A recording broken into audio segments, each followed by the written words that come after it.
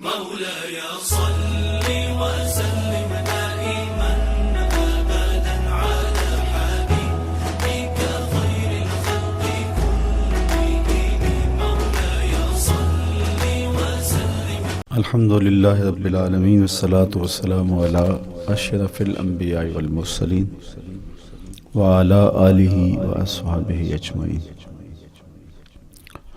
قال الله تعالى وتبارك في القرآن المجيد والفرقان الحميد. بسم الله الرحمن الرحيم.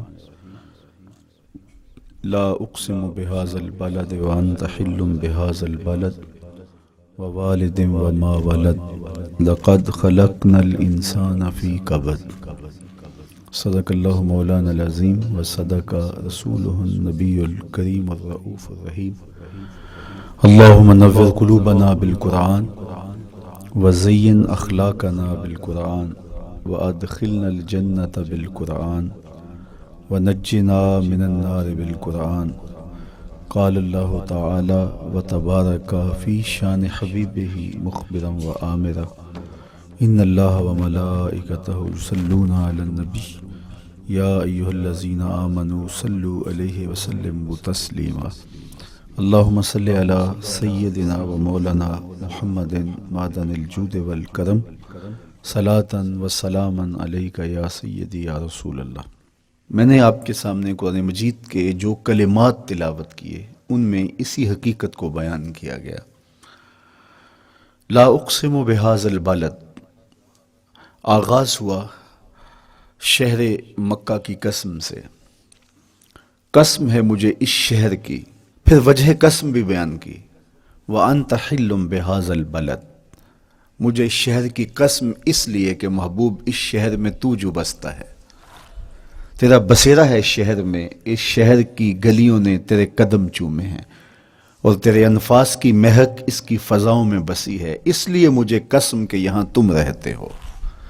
اللہ اکبر. علماء کے مابین اس بات پر اختلاف ہے کہ مکہ المکرمہ افضل ہے یا مدینہ النبی صلی اللہ علیہ وآلہ وسلم افضل ہے. ایک علمی اختلاف ہے. بعض نے کہا مکہ المکرمہ افضل ہے، دلائل دیے، بڑا وزن ہے دلائل میں. بعض نے کہا مدینہ رسول صلی اللہ علیہ وآلہ وسلم افضل ہے، دلائل دیے، بڑا زور ہے دلائل میں. لیکن شیخ عبدالحق محدث دہلوی علیہ رحمہ اسی آیت سے روشنی لے کر کے لکھتے ہیں کہ جب حضور مکے میں تھے تو مکہ افضل تھا، جب مدینے آ گئے تو مدینہ افضل ہو گیا. جدھر جدھر سے وہ گزرتے گئے مجد و شرف بھی پیچھے پیچھے رہا. چند لمحوں کے لیے ٹھہرے تھے تم جس پیڑ کے نیچے. نشور وحدی کا لہجہ دیکھیے کتنا دل آویز ہے. چند لمحوں کے لیے ٹھہرے تھے تم جس پیڑ کے نیچے، سنا ہے آج تک اس پیڑ کا سایہ مہکتا ہے. تو مکے میں ہیں تو مکہ افضل، مدینے میں ہیں تو مدینہ افضل. تو شرف ان کے وجود مسعود سے ہے. وہ جدھر جدھر سے گزرتے جائیں گے وہاں وہاں ہی نور پھیلتا چلا جائے گا. اور پیر نصیر الدین علیہ رحمہ کا لہجہ یہاں کتنا خوبصورت دکھائی دیتا ہے. ایک بار وہ جدھر سے گزرے ہیں نصیر، ایک بار وہ جدھر سے گزرے ہیں نصیر، بار بار ادھر سے بہار گزری ہے. تو کہا کہ قسم ہے مجھے اس شہر کی، یعنی شہر مکہ کی. کیوں اس شہر کی قسم؟ وَأَنْتَ حِلٌّ بِهَذَا الْبَلَدِ، کہ محبوب اس شہر میں تمہارا قیام ہے، اس شہر میں تمہاری رہائش ہے، تمہارے انفاس کی مہک ہے اس شہر کی فضاؤں میں، اور تمہارے قدموں کو چھوا ہے اس شہر کی گلیوں نے، اس لیے قسم کہ یہاں آپ رہتے ہو. وَوَالِدٍ وَمَا وَلَدَ، اور قسم ہے باپ کی، اور قسم ہے جو اس کی اولاد ہے. والد سے مراد کیا ہے اور ما ولد سے مراد کیا ہے؟ تو اس کے بارے میں ایک قول یہ ہے کہ والد سے مراد حضرت ابراہیم علیہ السلام ہے، اور ما ولد سے مراد حضور علیہ السلام جو ان کے فرزند ہیں. ایک قول کہ والد سے مراد حضرت آدم علیہ السلام ہیں، اور ما ولد سے مراد ان کی ساری ذریت اور نسل ہے. تیسرا قول کہ والد سے مراد حضور علیہ السلام ہیں، اور ما ولد سے مراد حضور علیہ السلام کی ساری امت، حضور علیہ السلام کی ساری آل اطرت، حضور کے اصحاب. لیکن علماء نے پہلے قول کو ترجیح دی کہ مکۃ المکرمہ کی قسم کی گئی تو پھر مناسبت بنتی ہے کہ حضرت ابراہیم کا ذکر بھی ہو، تو اس لیے والد سے مراد حضرت ابراہیم ہیں اور ما ولد سے مراد حضور علیہ الصلوۃ والسلام کی ذات ستودہ صفات ہے۔ تو تین چیزیں ہوئیں جن کی قسم کی گئی۔ سب سے پہلے شہر مکہ کی قسم کی گئی، پھر حضرت ابراہیم علیہ السلام کی قسم کی گئی، اس کے بعد حضور علیہ الصلوۃ والسلام کے مبارک وجود کی قسم کی گئی۔ تین قسمیں کر کے کہا کیا گیا، چونکہ جو خالی ذہن شخص ہو، جب اس کو کوئی بات بیان کی جائے تو قسم سے آغاز نہیں کیا جاتا۔ متردد الذہن کو کوئی بات کرنی ہو تو قسم سے آغاز کیا جاتا ہے، یا پھر آپ جس مضمون کو بیان کرنے جا رہے ہیں وہ اتنا اہم ہے کہ اس کی اہمیت کو اجاگر کرنے کے لیے آپ کو قسم کرنا پڑتی ہے۔ تو یہ جو ما بعد کا مضمون ہے جس کو میرے رب نے بیان کیا، اس سے قبل ایک نہیں، دو نہیں، تین قسمیں کی، تو پھر کان تو کھڑے ہو گئے، سماعتیں تو بچھ گئیں کہ وہ کون سی شے ہے جس کو بیان کرنا مقصود ہے، اور اس سے قبل قسم پہ قسم کی جا رہی ہے۔ قسم محبوب شہر مکہ کی، قسم محبوب تیرے والد بزرگوار حضرت ابراہیم علیہ السلام کی، اور قسم تیرے پاکیزہ وجود کی۔ اب انسان بالکل سماعتیں بچھا کے منتظر ہے کہ قسم کی کس بات کی جا رہی ہے، کس بات پہ قسمیں ہو رہی ہیں، تو جواب آیا قسم محبوب شہر مکہ کی جس میں آپ رہتے ہو، قسم آپ کے والد بزرگوار حضرت ابراہیم علیہ السلام کی، اور قسم آپ کے پاکیزہ وجود کی۔ لقد خلقنا الانسان فی کبد، ہم نے انسان کو مشقتوں میں رہتا پیدا کیا ہے۔ یعنی انسان کی زندگی کے اندر مشقتیں، مشکلیں، آلام، مصائب، حالات کی تلخیاں، سخت مراحل، یہ اس کی زندگی کا حصہ ہے، اور ہم نے اس کو ڈیزائن اس طرح کیا ہے کہ یہ ان ساری مشکلات سے نہ بردآزما ہوگا اور حالات کی تلخیوں کا مقابلہ کرے گا، اور خیر و شر کے ساتھ ساری زندگی اس کا تعلق رہے گا۔ تو یہ اگر سخت جان ہوا تو زندگی میں کامیاب اور بامراد ہوا، اور اگر یہ کمزور ہوا تو پیچھے رہ جائے گا۔ اور اس کے لیے جو قسمیں کی ہیں وہ تین ہیں۔ قسم کا اور جواب قسم کا تعلق ہوتا ہے، یعنی جس پہ قسم کی جا رہی ہے تو جو قسم کی جا رہی ہے اس کا کوئی آپس میں تعلق ہوگا۔ جب پھولوں کا ذکر کریں گے تو پھر اس کے متعلقات ہی بعد میں بیان کریں گے۔ کسی نے کہا تھا جنگل میں کوئی مے خار مرا ہے، جنگل میں کوئی مے خار مرا ہے، اسے انگور کے پتوں کا کفن دو۔ میاں جنگل میں مرنے والے شخص کو کسی اور درخت کے پتوں کا بھی تو کفن دیا جا سکتا ہے، لیکن صاحب مرنے والا مے خار ہے، اور شراب کشید کی جاتی ہے انگور سے، تو اس کو تو ٹھنڈ تب بھی پڑے گی کہ انگور کے پتوں کا کفن دیا جائے۔ تو مناسبات ہوتی ہیں۔ تو اب جب قسم کی گئی تو قسم تین چیزوں کی گئی، اور اس کی جواب قسم سے مناسبت کیا بنتی تھی؟ انسان کو مشقتوں میں رہتا پیدا کیا گیا، حالات کی تلخیوں سے گزرتا ہے، سخت تربیتی مراحل سے اس کو گزرنا پڑتا ہے۔ تو اس چیز کو بیان کرنے سے قبل تین قسمیں کی گئی۔ پہلی قسم میرے حضور کے پاکیزہ شہر کی، مکۃ المکرمہ کی، اس لیے کہ مکۃ المکرمہ میں دیکھ لیجئے کہ صحابہ اور حضور کے ماننے والوں نے کیسے تلخ زندگی کاٹی۔ شجر اسلام ثمر بار ہوا تو ہمیں تو یہ کھلے ہوئے پھول دکھائی دیتے ہیں، لیکن ہم نہیں بھول سکتے کہ بلال حبشی کی پیٹھ پہ کیسے کوڑے برسے اور احد احد کیسے پکارتے رہے۔ تو ہم اس منظر کو دیکھیں، مکہ کے ان حالات کو دیکھیں، تو اس لیے قسم کی مکے کی، اور پھر حضرت ابراہیم علیہ السلام کی قسم کی، چونکہ حضرت ابراہیم نے جس قدر اذیتوں سے گزر کر کے، مصائب آلام کا سامنا کر کے، حالات کی تلخیوں کا مقابلہ کر کے اپنا راستہ بنایا اور اپنے رب کی رضا پائی، وہ تاریخ کا ایک انوکھا باپ ہے۔ اس سے بڑھ کر کیا ہوگا کہ جلتی ہوئی آگ میں چھلانگ لگا دی رب کے حکم کی تعمیل میں، بیٹے کی گردن پہ چھری رکھ دی۔ یہ تماشا لبے بام نہیں تھا، منا کی وادی میں وہ انوکھا واقعہ رقم ہوا کہ آج بھی تاریخ انگشت بدندہ ہے کیا ایک باپ، اور وہ اس بیٹے کو ذبح کرنے کے لیے آمادہ ہو گیا جو اس کی آنکھوں کا نور ہے اور دل کا قرار ہے۔ رب سے مانگ مانگ کے لیا، لیکن تعمیل ارشاد میں اس بیٹے کی گردن پہ چھری رکھنے کے لیے باپ تیار ہو جاتا ہے اور اس کو ذبح کرنے کے لیے آمادہ ہو جاتا ہے، حتیٰ کہ بیٹے کو لٹا لیتا ہے اور ہاتھ میں چھری پکڑ کے بیٹے کی گردن پہ رکھ کے پوری ہمت کے ساتھ جب چھری چلاتا ہے تو آواز آتی ہے فلما اسلما وتلہ للجبین ونادیناہ ان یا ابراہیم قد صدقت الرؤیا انا کذالک نجزی المحسنین۔ ابراہیم بس کرو، تم نے واقعی خواب پورا کر دکھایا۔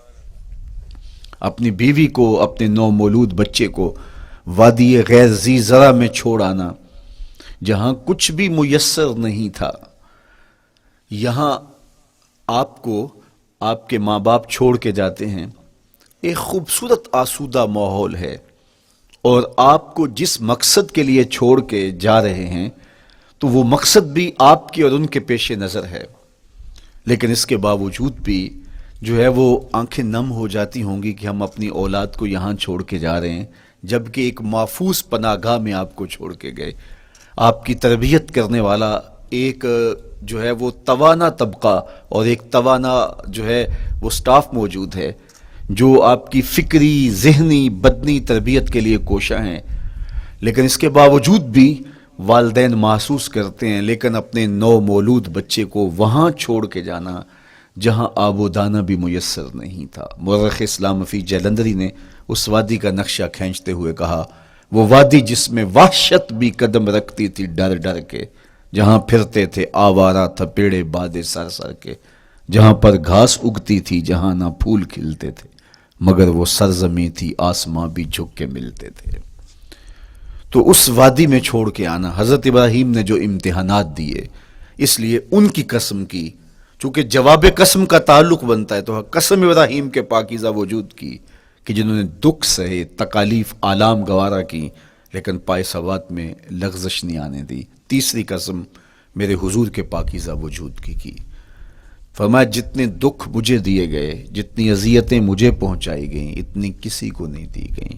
پیدا ہوئے تو حضور کے باپ کا سایہ سر پہ نہیں تھا، پھر اس کے بعد حضور مختلف مراحل سے گزرے۔ 6 سال کی عمر میں ماں کا انتقال ہو گیا۔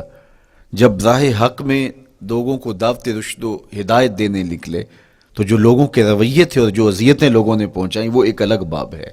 مکے کی گلیوں سے لے کے طائف کے بازاروں تک جن اذیتوں سے میرے حضور گزرے، ام المومنین سیدہ عائشہ رضی اللہ تعالیٰ عنہ فرماتی ہیں ایک دن حضور کی بارگاہ میں حاضری تھی تو ہم نے عرض کیا حضور کیا احد کے دن سے سخت دن بھی زندگی میں کبھی گزرا ہے؟ صحابہ کی نظر میں اس دن سے سخت دن کبھی زندگی میں نہیں آیا، اس لیے کہ جب 70 صحابہ کی لاشیں پڑی تھیں، حضور کے چچا حضرت امیر حمزہ شہید کر دیے گئے، اور نہ صرف انہیں شہید کیا گیا، ان کا مسئلہ کیا گیا، اعضائے بدنیاں کاٹ دیے گئے، ناک کاٹ لی گئی، زبان کاٹ لی گئی، بدن چیر کے کلیجہ نکالا گیا، اور پھر ان اعضاء کا ہار پرویا گیا، اور ہندا نے گلے میں ڈال کے رقص کیا، آنکھوں میں نیزے چبھوئے گئے۔ تو یہ دردناک دن تھا۔ تو حضور کے سر انور پہ سفید رنگ کی پٹی بندھی تھی اور چشمان رحمت میں آنسو تھے، اور بار بار فرماتے تھے ما فعل امی، میرے چچا کی کہانی سناؤ۔ تو یہ دردناک دن تھا جو صحابہ نے اپنی آنکھوں سے دیکھا۔ تو انہوں نے کہا حضور کیا احد کے دن سے سخت دن بھی کبھی زندگی میں آیا؟ ان کا خیال تھا کہ حضور فرمائیں گے ہاں یہ میرا زندگی کا مشکل ترین اور سخت ترین دن تھا، لیکن حضور نے فرمایا ہاں عائشہ، جب طائف کے بازاروں میں تیری قوم نے مجھے پتھر مارے تو یہ دن احد کے دن سے بھی سخت تھا۔ حضور ان کے 3 سرداروں کے پاس پیغام حق لے کے گئے، لیکن انہوں نے آگے سے جو رویہ اختیار کیا وہ اتنا اذیت ناک تھا۔ حضور نے فرمایا کہ ٹھیک ہے، میں تمہاری خیر خواہی کا جذبہ لے کے تمہارے تک پہنچا ہوں، تم نے میری دعوت کو قبول نہیں کیا، تمہاری مرضی، تمہارا مقسوم، چلو اب یہ بات میرے اور تمہارے درمیان رہنی چاہیے، اس بات کو راز رہنا چاہیے، اہل مکہ تک یہ بات نہ پہنچے۔ انہوں نے کہا ہم کیوں راز رکھیں، بلکہ اوباشوں کے ہاتھ میں پتھر دے دیے، اور حضور جب واپس ہونے لگے تو وہ حضور کے پاؤں پہ سنگزنی کر دے۔ حضور اپنا ایک پاؤں اٹھاتے تو دوسرے پاؤں پہ مارتے، شدت درد اور احساس کرب سے حضور بیٹھ جاتے تو ان کے گھنڈے دائیں بائیں سے بڑھتے اور کندھوں سے پکڑ کے حضور کو اٹھاتے اور مشق سنگزنی کرتے۔ نالین خون سے بھر گئے، لخت لخت زخمی ہوا۔ اللہ اکبر، کیا دردناک لمحے تھے، کیا تکلیف بھری گھڑیاں تھی۔ تو کہا کہ جب طائف کے بازاروں میں تیری قوم نے مجھے پتھر مارے تو یہ دن احد کے دن سے بھی سخت تھا۔ اچھا، جب حضور پر اس طرح آلام و مصائب ٹوٹ پڑے تو حضور کے ساتھ جو صحابہ تھے انہوں نے کہا حضور ان کے لیے بد دعا کر دیجئے، تو میرے حضور بولے میں رحمت بن کے آیا ہوں، میں رحمت بن کے آیا ہوں۔ اللہ اکبر، ان کا تقاضا پہم بڑا تو حضور کے ہاتھ اٹھ گئے، اور پھر حضور نے جو کہا سنیے، اللہم اہد قومی فإنہم لا یعقلون، اے اللہ میری قوم کو ہدایت دے دے، یہ مجھے جانتے نہیں، اگر جانتے تو ان کا میرے ساتھ یہ رویہ نہ ہوتا۔ تو پتھروں کے جواب میں دعائیں دینا پیغمبروں کا حوصلہ ہوتا ہے۔ اللہ اکبر، مورخ اسلام حفیظ جلندری نے کیا خوبصورت پیرائے میں نقشہ کھینچا کہ حضور ہاتھ اٹھا کے دعا مانگ رہے ہیں، الہی کرم کر کو سارے طائف کے مکینوں پر، الہی پھول برسا ان پتھروں والی زمینوں پر۔ تو حضور نے دکھ سہے، تکلیفیں سہی، اب 3 قسمیں کی۔ شہر مکہ کی قسم، جہاں حضور کے صحابہ نے تکلیفیں سہی، اس شہر کی گلیوں میں انہیں گھسیٹا گیا اور ان کو کچی کھالوں میں لپیٹ کے دھونیاں دی گئیں، انہیں اذیت ناک مراحل سے گزارا گیا۔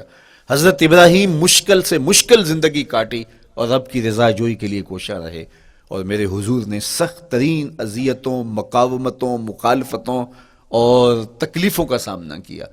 تو ان 3 چیزوں کا حوالہ دے کر، ان 3 چیزوں کی قسم کر کے اب انسان کو بتایا جا رہا ہے کہ تم مشکلات سے تمہیں گزرنا پڑے گا، حالات کی تلخیاں تمہیں سہنی پڑیں گی، کسی مرتبے تک پہنچنے کے لیے تمہیں پھر تکلیفوں کی راہ اختیار کرنی پڑے گی۔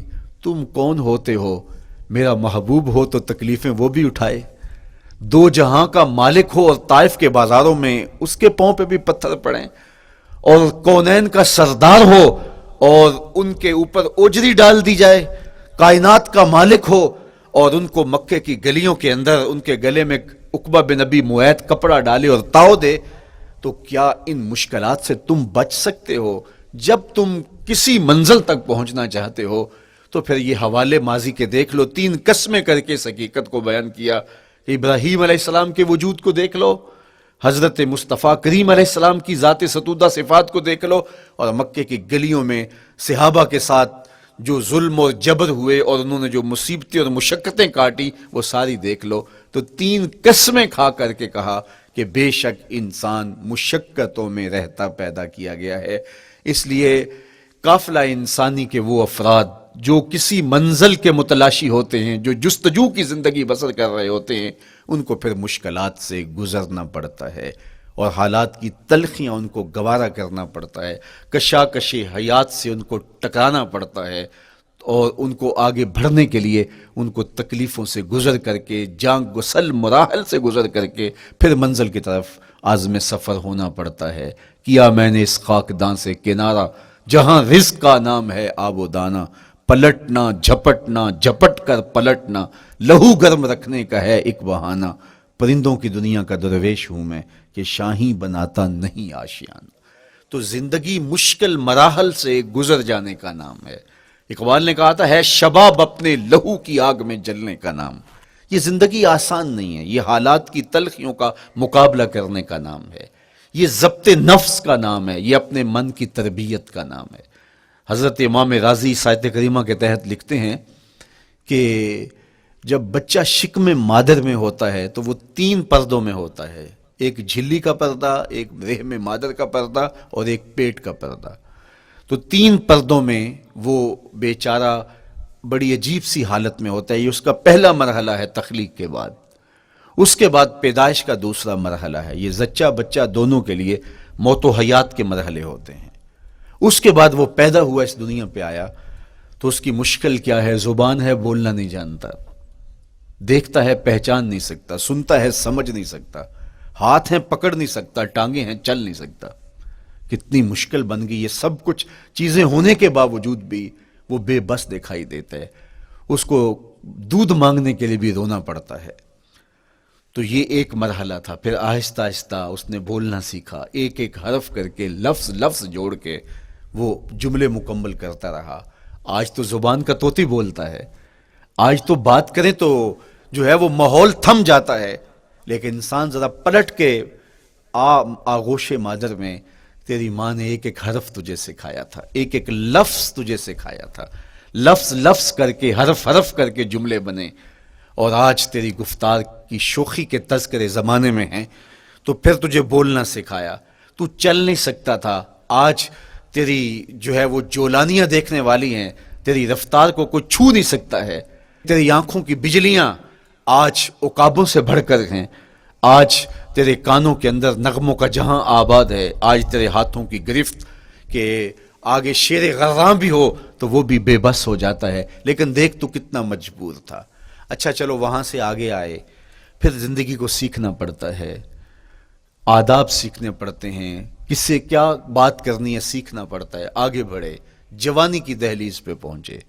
جوانی انسان کی زندگی کا باقپن ہوتا ہے، عروج ہوتا ہے. اللہ اکبر. لیکن جوانی کو تقدس معاب رکھ کے منزل تک پہنچانا یہ سب سے مشکل مرحلہ ہوتا ہے.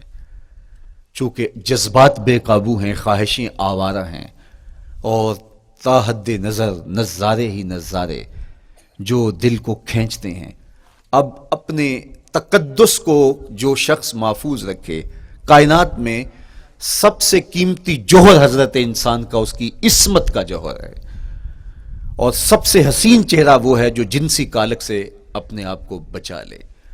تو جوانی ہو، باقپن ہو، اور پھر اپنی خواہشات کو بے قابو نہ ہونے دیا جائے. سب سے مشکل مرحلہ پوری زندگی میں یہ آتا ہے. کسی نے کہا تھا کتاب زیست کا ایک اور باب بیت گیا، شباب بیت گیا، ایک عذاب بیت گیا.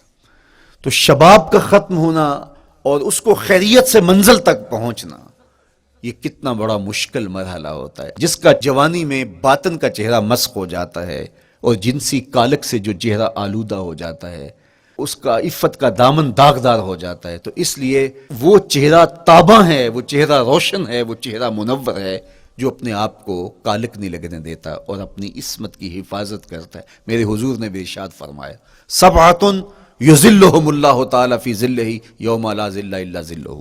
7 اشخاص ایسے ہیں قیامت کے دن جب کوئی سایہ نہیں ہوگا، اللہ ان کو اپنے عرش کا سایہ عطا کرے گا. ان میں سے پہلا شخص امام عادل حکمران. دوسرا شخص وشاب نشأ فی عبادت اللہ، وہ جوان جس کی جوانی اللہ کی عبادت میں بسر ہوئی. تیسرا وہ شخص ورجل قلبہ معلق بالمساجد، وہ شخص جس کا دل مسجد میں لگتا ہے، مسجد میں جمتا ہے. اور چوتھا شخص ورجل دعتہ امرأۃ ذات منصب وجمال فقال انی اخاف اللہ، وہ شخص جس کو دعوت گناہ ملی اور حسن قدموں میں بچھنے کے لیے بےتاب ہوا اور اس نے کیا کہا انی اخاف اللہ، میں اللہ سے ڈرتا ہوں، میرا اللہ مجھے دیکھ رہا ہے. میرے حضور نے فرمایا قیامت کے دن جب کوئی سایہ نہیں ہوگا اللہ اس کے اوپر اپنے عرش کا سایہ تان دے گا. جو اپنی عصمت کے جوہر کو بچا گیا. تو یہ ایک مشکل مرحلہ تھا اپنی جوانی کے تقدس کی حفاظت کرنا. میرے حضور نے ارشاد فرمایا انا حبیب اللہ، میں اللہ کا حبیب ہوں. جو جوان جوانی میں توبہ کرتا ہے وہ بھی اللہ کا حبیب ہے. کتنا بڑا اعزاز ہے اور کتنا بڑا کمال ہے جو شخص کو ملتا ہے جو جوانی میں اپنی عصمت کے تقدس کی حفاظت کرتا ہے، اپنی آبرو پہ پہرا دیتا ہے، اپنی نظروں کی حفاظت کرتا ہے، اپنی سوچوں کو آوارہ نہیں ہونے دیتا، اپنے خیالوں کو بھٹکنے نہیں دیتا، اپنی خواہشات کو بے قابو نہیں ہونے دیتا. تو یہ مشکل ترین لمحہ تھا. اس کے بعد امام راضی کہتے ہیں اب شادی کا مرحلہ ہوا تو پہلے خود اپنی ذمہ داری تھی، اب کسی کا بوجھ بھی اٹھانا پڑا، یہ اگلی مشکل آ پڑی. پھر بچے ہوئے تو پھر اپنی زندگی تو ختم ہو گئی. پھر ساری زندگی، پھر بڑھاپے میں چلے جائیں، ارذل العمر تک چلے جائیں، یہ ساری زندگی مشکلات. لقد خلقنا الانسان فی کبد. تو ہمیں عملی طور پہ مشکلات کے مقابلے کے لیے تیار ہونا چاہیے. دیکھیے ہم جب شکار کرنے جاتے ہیں اور وہ خطرناک جنگل ہو جس میں شیر، بھیڑی اور دیگر جانور بھی ہوں تو پھر ہم حفظ ما تقدم کے طور پہ سب کچھ ساتھ لے کے جاتے ہیں اور اس انداز سے جاتے ہیں کہ ہمارے اوپر اگر کوئی حملہ ہو تو بچاؤ کی یہ تدبیر ہو. تو ہم عملی طور پہ اس کے لیے خود تیار ہوتے ہیں، تو پھر کوئی ہونے والا حملہ غیر متوقع نہیں ہوتا اور ہم اس کے لیے اپنے آپ کو مستعد اور فعال پاتے ہیں۔ اسی طرح میں اور آپ اگر زندگی کے اس فلسفے سے آگاہ نہیں ہوں گے کہ زندگی مشکلات کا مجموعہ ہے، حالات کی تلخیاں ساری زندگی ہمارے ساتھ رہیں گی، تو کوئی بھی تکلیف، کوئی بھی اذیت، کوئی بھی ایسا واقعہ جو ہم نہیں چاہ رہے ہوں گے وہ روح پذیر ہوگا تو ہم گھبرا جائیں گے اور پھر اس وقت ہم دکھی ہو جائیں گے۔ اس لیے ہمیں یہ قرآن نے سکھایا ہے کہ تم عملی طور پہ زندگی کی سختیوں کا مقابلہ کرنے کے لیے آمادہ اور تیار ہو جاؤ۔ قرآن مجید میں جو صبر کا لفظ ہے اس کا مفہوم یہ ہے کہ حالات کی جو تلخیاں تمہارے اوپر آتی ہیں، وہ غربت بھی ہو سکتی ہے، وہ بیماری بھی ہو سکتی ہے، وہ لوگوں کی عداوت اور دشمنی بھی ہو سکتی ہے، وہ اور بہت ساری چیزیں ہوتی ہیں، وہ جنگوں کی حالت کا بپا ہو جانا اور تمہارا دشمنوں کے نرغے میں گر جانا، یہ سب کچھ ہو سکتا ہے۔ تو اس کے اوپر استقامت کے ساتھ تم کھڑے رہو اور تم ان کو برداشت کرنے کی اپنے اندر ہمت اور حوصلہ رکھو، تو پھر وہ تمہارا صبر ہوگا، اور یہ قوت اگر تمہارے اندر پیدا ہو جاتی ہے تو پھر تمہاری زندگی آسان اور سوکھی ہو جاتی ہے۔ لیکن اگر یہ دولت تمہیں نصیب نہیں ہوتی تو پھر ساری زندگی دکھوں اور شکووں سے بھری رہتی۔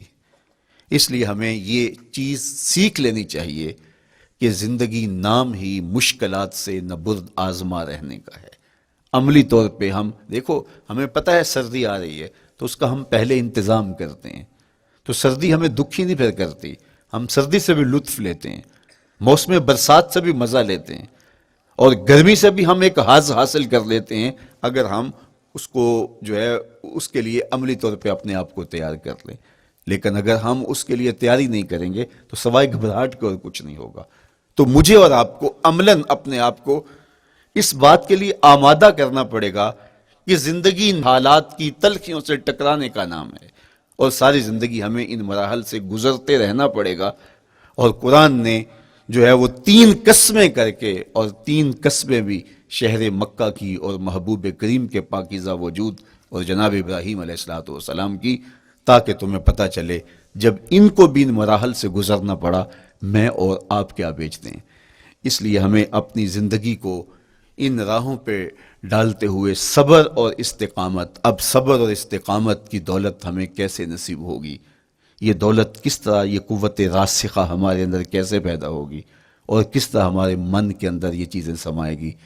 اللہ تعالیٰ کی خشیت، اس پر توکل، اس پر بھروسہ، اور اللہ تعالیٰ جل شانہ کی طرف سے ہر کام کے ہونے کا یقین ہمارے اندر یہ استقامت اور یہ حوصلہ پیدا کرتی ہے یہ چیز۔ اس لیے مجھے اور آپ کو اپنی پوری زندگی میں اس عمل سے گزر کر کے اپنے آپ کو مضبوط ترین صورتحال میں لا کے کھڑا کرنا پڑے گا، اور یہی زندگی کا جمال ہے۔ تو اب پھر دیکھیے قرآن کیا کہہ رہا ہے، لا اقسم بہذا البلد وانت حل بہذا البلد ووالد وما ولد، 3 قسمیں کی۔ اس کے بعد ارشاد فرمایا لقد خلقنا الانسان فی کبد، ہم نے انسان کو مشکلوں میں، مصائب میں، آلام میں رہتا ہوا پیدا کیا۔ کہتے ہیں جب حضرت انسان کی تخلیق ہوئی تو اس کا خمیر جب گویا جا رہا تھا تو اس کے اوپر 39 دن تک آزمائشوں کی، دکھوں کی، تکلیفوں کی بارش ہوئی، اور 1 دن خوشیوں اور مسرتوں کا می برسا۔ تو انسان کی زندگی کے اندر حالات سے ٹکرانا اور دکھوں کو سہنا اور دکھوں سے مقابلہ کرنا یہ سیکھنا پڑے گا، اور جب انسان اس کو عملی طور پہ سیکھ جائے گا تو پھر زندگی کا جمال اور زندگی کا حسن نصیب ہوگا۔ دوسری بات، ہمیں اپنی زندگی میں 7 چیزوں کو اپنا اصول بنا لینا چاہیے، اور یہ 7 چیزیں وہ ہیں جو ہماری زندگی کو ایک خوبصورت سانچے میں ڈھال کر کے ہمیں ایک پاکیزہ اور ستھرا انسان بنا دیتی ہیں۔ پہلی چیز، التمسک بکتاب اللہ، اللہ کی کتاب سے جڑ جانا، وابستہ ہو جانا۔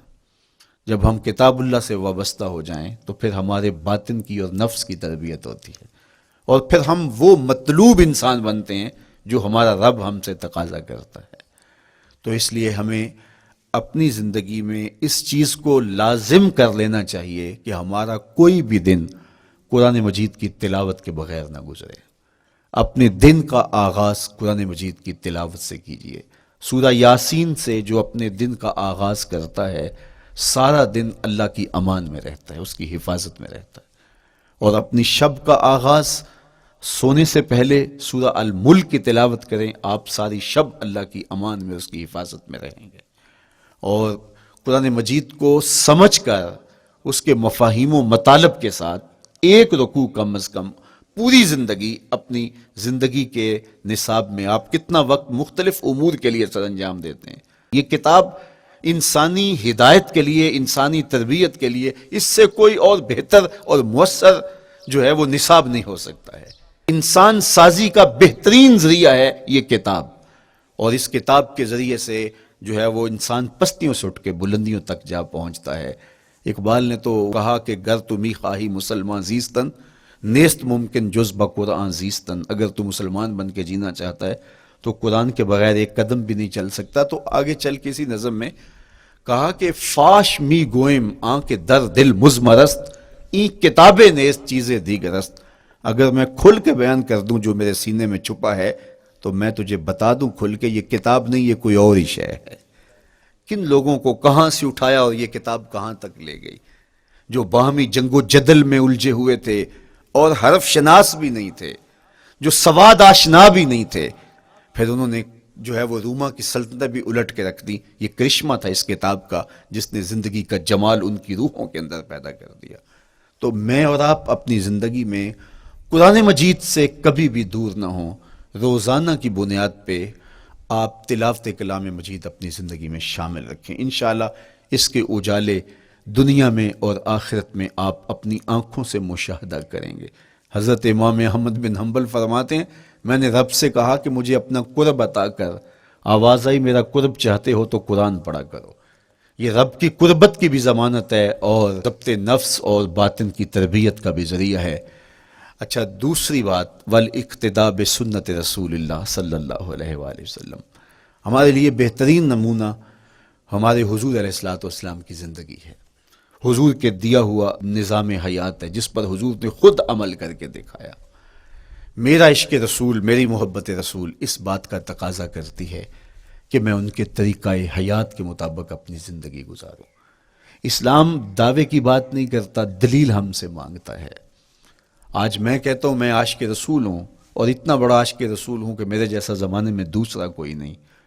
میرے جذبات ایسے دکھائی دیتے ہیں آسمان کو چیر دوں گا اور زمین کو پھاڑ دوں گا، لیکن ہمسایوں کے ساتھ میرا سلوک بتاتا ہے کہ میں عاشق رسول نہیں ہوں، دوستوں کے ساتھ میرا رویہ بتاتا ہے کہ میں عاشق رسول نہیں ہوں۔ میں کسی سے وعدہ کرتا ہوں اور پھر اس پہ پورا نہیں اتر پاتا، تو صاحب پھر آپ عاشق رسول نہیں ہیں، آپ کچھ اور ہیں۔ عشق رسول تو یہ ہے کہ میرے محبوب علیہ السلام نے کسی سے عہد کیا ہے کہ تمہارے آنے تک میں یہاں کھڑا ہوں، اور وہ جا کے بھول جاتا ہے، اور میرے حضور 3 دن وہاں منتظر رہتے ہیں۔ وہ اچانک گزرا اور دیکھا تو حضور علیہ السلام کھڑے ہیں، تو خود پریشان ہوا، صرف اتنی بات اسے کہی، صاحب تو نے مجھے مشکل میں ڈال دیا، تو نے مجھے مشقت میں ڈال دیا۔ عہد کیا ہے تو پھر اس کی پاسداری نبھا کے دکھائی۔ اللہ اکبر، میں اگر حضور سے محبت کرنے والا ہوں تو میرا رویہ بتائے کہ میں عاشق رسول ہوں، میری زبان پہ جھوٹ نہیں بول سکتی۔ آپ سے پوچھا گیا کہ مومن بزدلی کر سکتا ہے؟ کہا نہیں، بہادر ہوتا ہے، لیکن ہو سکتا ہے کبھی اس سے بزدلی سرزد بھی ہو جائے۔ پھر پوچھا گیا کہ مومن بخیل ہو سکتا ہے؟ کہا نہیں، سخی ہوتا ہے، لیکن ہو سکتا ہے کبھی اس سے بخل بھی سرزد ہو جائے۔ پھر تیسرا سوال حضور سے کیا گیا، مومن جھوٹا ہو سکتا ہے؟ فرمایا جھوٹا نہیں ہو سکتا، یہ پکی بات ہے کہ مومن جھوٹ نہیں بول سکتا۔ میں اور آپ اپنے رویوں میں دیکھیں کہ ہم کھڑے کہاں ہیں۔ آج ہم ان جگہوں پہ بھی جھوٹ بولتے ہیں جہاں جھوٹ بولنا ہماری مجبوری بھی نہیں ہوتی، چونکہ یہ ہماری فطرت ثانیہ اور عادت بن چکا ہے، اور ہم اس کو برا ہی نہیں سمجھتے۔ جبکہ جھوٹ جب کوئی شخص بولتا ہے، حدیث پاک میں آتا ہے اس کے منہ سے بدبو نکلتی ہے، رحمت کے فرشتے 1 میل دور ہٹ جاتے ہیں اس سے۔ اور سویر سے شام تک جب ہمارے معمولات یہ ہوں تو پھر ہم کہاں کھڑے ہیں اور رحمت کے فرشتے کہاں کھڑے ہیں؟ تو حضور علیہ الصلوۃ والسلام کی سنت کا اتباع حضور کی محبت کی دلیل ہوگی۔ امام قرطبی نے لکھا ہے اللہ کی محبت کا کوئی دعویٰ کرے تو کیا دلیل ہوگی کہ یہ واقعی محب الہی ہے؟ تو کہا اللہ سے محبت کا دعویٰ کرنے والے کے لیے دلیل یہ ہے کہ وہ قرآن سے پیار کرے. قرآن سے پیار اور قرآن سے محبت کی دلیل یہ ہے کہ حضور کا پیار سینے میں رکھے. حضور سے محبت کی دلیل یہ ہے کہ سنت رسول سے پیار کرنے والا ہو, اور سنت رسول سے پیار کرنے کی دلیل یہ ہے کہ بدعات سے اجتناب کرنے والا ہو. ہر وہ طریقہ جو میرے حضور نے نہیں دیا اس کو اختیار نہ کرے, اس طریقے کو اختیار کرے جو حضور علیہ الصلوۃ والسلام کا عطا کرتا ہے. تیسری بات, عقل الحلال. یہ وہ بنیادی اصول ہیں جو ہماری زندگیوں میں اتر جانے چاہیے, اور ہم ایک صالح اور خوبصورت انسان بن کے اس معاشرے کا حصہ بن سکتے ہیں. عقل حلال زندگی میں شامل ہو تو زندگی کو جمال نصیب ہوتا ہے, اور باطن اور ظاہر کو طمانینت نصیب ہوتی ہے. اگر رزق پاک نہیں ہے تو آپ کعبے بھی جائیں تو وہاں بھی آپ محروم پلٹیں گے. میرے حضور علیہ الصلوۃ والسلام نے فرمایا ایک بندہ لمبا سفر کر کے گیا, اشعث اغبر کے لفظ ہیں کہ اس کے بال بکھرے ہوئے ہیں, سفر کی گرد پڑی ہوئی ہے, اور لباس بھی پھٹا ہوا ہے, شکستہ حالت, پراگندہ صورت, اور کھڑا ہے کعبۃ اللہ کے سامنے. یمد یدیہ, دونوں ہاتھ لمبے کر کر کے دعا مانگ رہا ہے, اور کیا کہتا ہے, اے اللہ ومطعمہ حرام ومشربہ حرام وملبسہ حرام وغذی بالحرام. فرمایا اس کا کھانا حرام کا ہے, اس کا پینا حرام کا ہے, اس نے جو لباس پہنا ہے وہ حرام کا ہے. میرے حضور فرماتے ہیں بتاؤ اس کی دعا کیسے قبول ہوگی؟ اب لمبا سفر کاٹ کے حرم کعبہ میں پہنچے, غلاف کو پکڑ پکڑ کے دعائیں کر رہا ہے, لمبے لمبے ہاتھ کر کے دعائیں مانگ رہا ہے, ملتزم سے لپٹا ہوا ہے, حتیم میں سجدہ ریز ہو کے رو رو کے دعائیں مانگ رہا ہے, لیکن دعا قبول نہیں ہوتی. کیوں؟ اس لیے کہ اس کے پیٹ میں لقمہ حرام کا ہے, اس کے بدن پہ لباس حرام کا ہے. تو اسلام نے جتنا زور حلال کمانے, حلال کھانے اور حلال اختیار کرنے پر دیا ہے, تو ایک مومن اگر اسلام کے مبادیات سے بھی آگاہ ہو تو اس کی تو زندگی کے اندر جو ہے وہ حرام گھس ہی نہیں سکتا ہے, بلکہ وہ مشکوک سے بھی اجتناب کرے. چوتھی چیز, کف الاذی. اپنے آپ کو ایسا بناؤ کہ تمہارے وجود سے کسی کو ضرر اور تکلیف نہ پہنچے. ہمارا اسلام تو ہمیں یہ بتاتا ہے کہ تم پیاز یا لہسن کھا کے مسجد میں نہ جاؤ کہ تمہارے منہ سے جو سمیل آتی ہے اس سے کسی کو تکلیف نہ پہنچے. تو یہ اسلام کی دی ہوئی تعلیمات ہیں کہ مسجد میں بھی جانا ہے تو اپنے آپ کو دیکھو کہ تمہاری حالت کیا ہے, تمہاری وجہ سے کسی کو تکلیف نہ پہنچے. تمہارے رویے اتنے خوبصورت ہوں, تمہارے ہمسائے بتائیں کہ یہ واقعی مسلمان ہے. مسلمان کی تعریف کی گئی, المسلم من سلم المسلمون من لسانہ و یدہ. مسلمان کون ہے؟ جس کے ہاتھ سے, جس کی زبان سے دوسرا مسلمان بھائی محفوظ ہے, تو وہ مسلمان ہے. اللہ اکبر. ہم یہ جو کہتے ہیں السلام علیکم, اس کو کہتے ہیں تحیت المسلم, مسلمان کا تحیت. تو اس میں اس کے معنی پہ غور کریں تو ہم اس کو ضمانت دے رہے ہوتے ہیں, السلام علیکم, تیرے اوپر سلامتی ہو. تو ہم اپنی جانب سے اسے ضمانت دیتے ہیں, میرے بھائی میری طرف سے تیری عزت, تیری جان, تیری آبرو سلامت ہے, اب میری جانب سے تو پریشان نہیں ہونا, میں تجھے سلامتی کی ضمانت دیتا ہوں. اور وہ آگے سے کیا کہتا ہے, وعلیکم السلام, میرے بھائی پھر میری جانب سے بھی تیرا سب کچھ محفوظ ہے. اگر سلام کا مفہوم اچھی طرح ہماری روحوں میں اتر جائے تو پھر ایسا ہو نہیں سکتا کہ ہم جس کو السلام علیکم کہہ دیں پھر اس سے ہم دھوکہ کریں, یا اس کی آبرو پہ حملہ آور ہوں, یا اس کے مال پہ حملہ آور ہو جب السلام علیکم کہہ دیا. چونکہ جو ہمیں لفظ بولنے کے لیے کہا گئے ہیں اس کے پیچھے فلسفہ ہے لفظوں کا. یہ پھول ہیں, ان کو دیکھ کر سبحان اللہ کہنے کا کہا گیا ہے. پہاڑوں کو دیکھ کے اللہ اکبر کہنے کا کہا گیا ہے. پہاڑوں کو دیکھ کے سبحان اللہ کہہ دیں اور پھولوں کو دیکھ کے اللہ اکبر کہہ دیں, ایسا کیوں نہیں کہہ دیتے؟ لیکن نہیں, اس لیے کہ جب پہاڑوں کو دیکھتے ہیں تو دل میں ان کی ہیبت پیدا ہوتی ہے. اتنے بڑے پہاڑ, سمندر کو دیکھتے ہیں تو اس کی ہیبت پیدا ہوتی ہے, اتنا بڑا سمندر تا حد نظر پھیلا ہوا, تو جب اس کی بڑائی پیدا ہونے لگتی ہے تو فوراً پلٹایا گیا اللہ کی بڑائی کی طرف اور کہا بول اللہ اکبر, یہ نہیں میرا اللہ بڑا ہے. اور پھول کو جب دیکھا تو اس کی لطافت کی طرف الجھنے لگے, کتنا خوبصورت ہے, درزوں میں کیسے خوشبو بسی ہوئی ہے, کیسے رنگ ہیں, کیسے جمال ہیں. اللہ اکبر. وہ کیا کسی نے کہا تھا نا کہ درزوں کی لطافت میں خوشبو نے اماں پائی, گل چیرنے والے نے کس شان سے چیرا ہے. تو کیا کمال ہے یار, کیا پتیاں ہیں, کیا رنگ ہے، کیا خوبصورتی ہے، کیا لطافت ہے، الجھنے لگے، کہا بول سبحان اللہ، یہ کیا ہے، جس نے رنگ بھرے ہیں وہ پاک ہے۔ تو تیرا دل الجھ نہ جائے، تو جو ہم بولتے ہیں لفظ جہاں بھی بولتے ہیں اس کے پیچھے ایک فلسفہ ہوتا ہے۔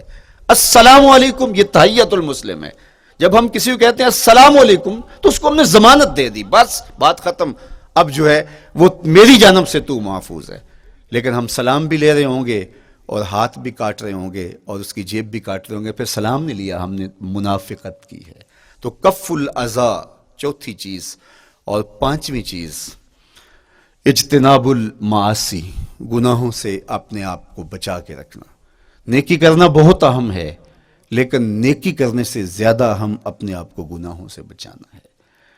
چونکہ شر کی قوتیں ہمارے ساتھ جڑی ہوئی ہیں، اس لیے اپنے آپ کی حفاظت جب ہم کریں گے تو ہم ایک اچھی صورت میں آگے بڑھیں گے۔ اور چھٹی چیز وہ ہے التوبہ، توبہ تسلسل کے ساتھ کرتے رہیے۔ یہ تصور کہ بڑھاپے میں توبہ کریں گے، یہ تصور کہاں سے آیا؟ یا ہمارے ہاں آج کل یہ کلچر پیدا ہوا ہے کہ لیلۃ القدر یا شبرات کے دن سارے جڑ کے توبہ کرنے بیٹھ جاتے ہیں اور پورا سال اپنی مرضی کی زندگی گزارتے ہیں۔ ایسا نہیں ہے۔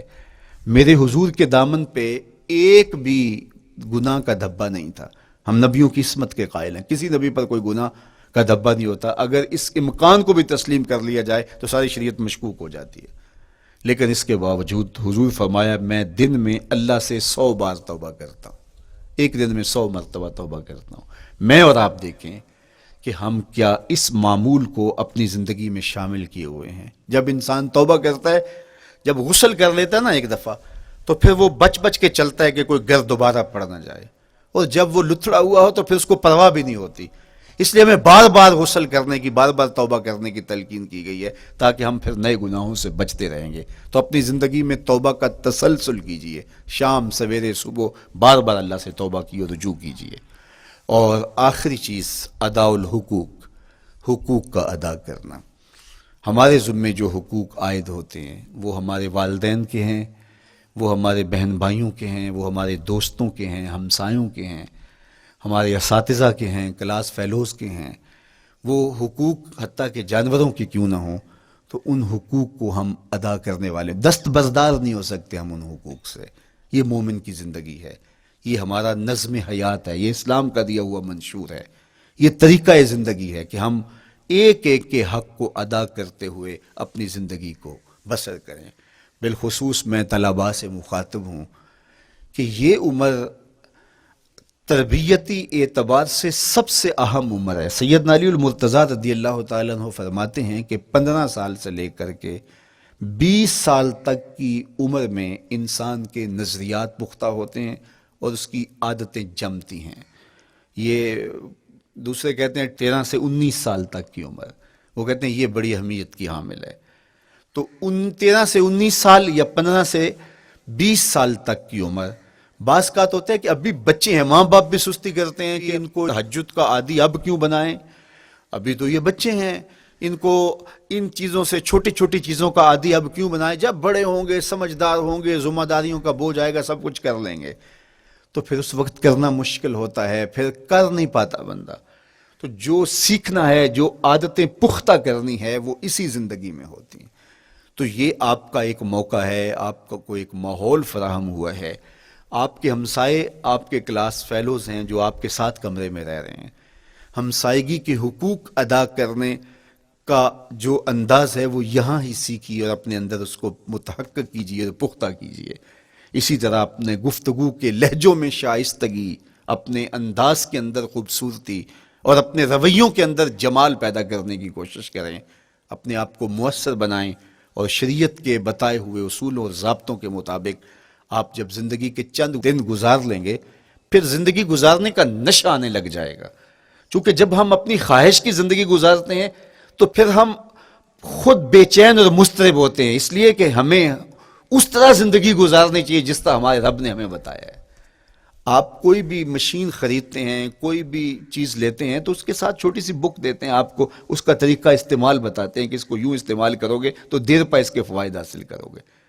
اگر یہ مائک ہم اس طرح استعمال نہیں کرتے، اپنی خواہش سے استعمال کریں گے تو پھر نتیجہ کیا ہوگا کہ تھوڑے دنوں کے بعد جو ہے وہ خرابی کی طرف سلسلہ چلے گا۔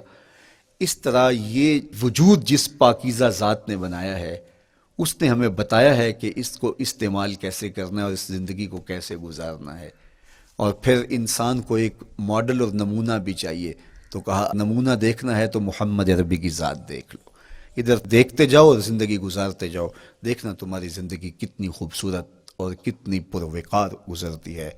اللہ آپ کو دنیا آخرت کی برکتیں دے، اپنی پناہوں اور اپنی امان اور اپنی حفاظتوں کا حصار دے، اور آنے والا کل اللہ بہتر فرمائے، میرے وطن کی خیر کرے، میرے ملک کو امن کے اجالے دے، یہاں دہشت گردی کے سلگتے الاؤ ٹھنڈے کر کے امن کی بہاریں پیدا کر دے۔ کی محمد سے وفا تو نے تو ہم تیرے ہیں، یہ جہاں چیز ہے کیا لوح و قلم تیرے ہیں۔ وآخر دعوانا ان الحمدللہ۔